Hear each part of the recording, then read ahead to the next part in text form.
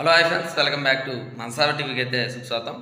అయితే ఈరోజు మరి చెప్పే టాపిక్ ఏంటంటే బీబీఎల్లో నెక్స్ట్ మ్యాచ్ గురించి అయితే మన ఎల్ఎస్సీలోకి అయితే వెళ్ళిపోతే మరి సిడ్నీ థండర్స్ వర్సెస్ ఓబెట్ హరికేన్స్కి జరగబోతుంది. వీళ్ళందరూ కూడా జరగవలసిన మ్యాచ్ థియేటర్లో చూసుకున్నా చాలా వరకు కూడా మరి 20 మ్యాచ్లు అనేది జరిగితే 8 మ్యాచ్లకి పరిమితమైంది సిడ్నీ థండర్స్. మరి ఇక్కడ హోబర్ట్ అనేది 12 మ్యాచ్లు అయితే జరుగుతుంది.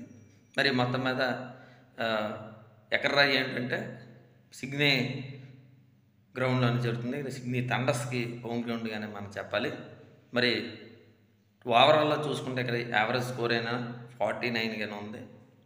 మరి చేంజ్ 143 అయితే ఉంది. కానీ ఇక్కడైతే హైయెస్ట్ స్కోరే 213 అయితే ఉంది.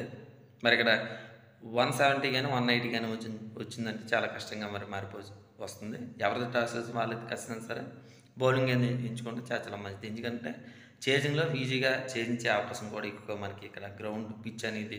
మరి మ్యాటర్లోకి అయితే వెళ్ళిపోముందు ఇంకా మా ఛానల్ ఇంకా సబ్స్క్రైబ్ మాత్రం మర్చిపోకండి, షేర్ అయిపోతే మర్చిపోకండి. మరి కింద అయితే నా టెలిగ్రామ్ లింక్ అనేది ఉంది. ఖచ్చితంగా సార్ టెలిగ్రామ్ వెళ్ళి ఫాలో అప్ అయితే అవ్వండి. సబ్స్క్రైబ్ మాత్రం మర్చిపోకండి, షేర్ అయిపోతే మర్చిపోకండి. మరి అక్కడైతే డ్రీమ్ లెవెల్ అనేది ఖచ్చితంగా సరే ఉంటుంది.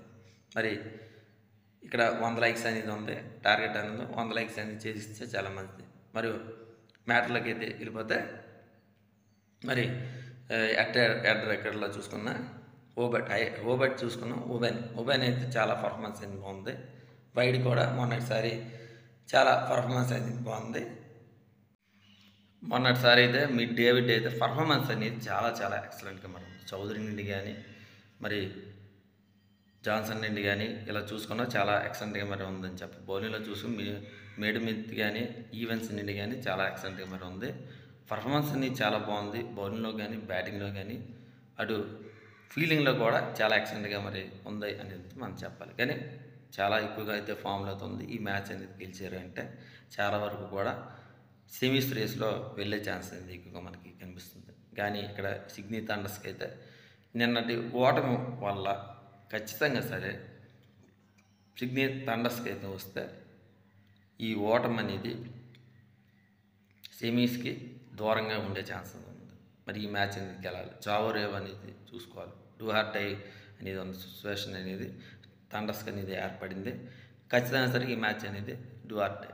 మరి థండర్స్ అనేది గెలుస్తుందా లేకపోతే ఏమిటి అనేది చూసుకోవాల్సిన పరిస్థితిగా మనకి కనిపిస్తుంది. అయితే ఇక్కడ చూసుకున్న వార్నర్ మంచి ఫామ్లో అయితే ఉన్నారు అని చెప్పచ్చు. కానీ ప్యాట్ కమిన్స్ వచ్చే ఛాన్స్ ఉంది ఉందేమో అనేది నాకు అది అనిపిస్తుంది. ప్యాట్ కమిన్స్ ఆడతాడా లేకపోతే ఏమిటని చూడండి. ప్యాట్ కమిన్స్ కానీ వచ్చాడంటే ఖచ్చితంగా సరే సిడ్నీ థండర్స్కి అడ్వాంటేజ్ అనేది చాలా ఎక్కువగా మనకి కనిపిస్తుంది అనేది మనం చెప్పాలి.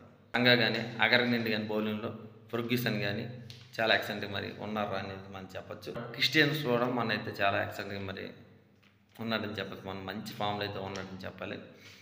శామ్ బిల్లింగ్ కానీ గ్రీన్స్ కానీ వెరీ ఇంట్రెస్టింగ్గానే మనం అయితే చెప్పాలి.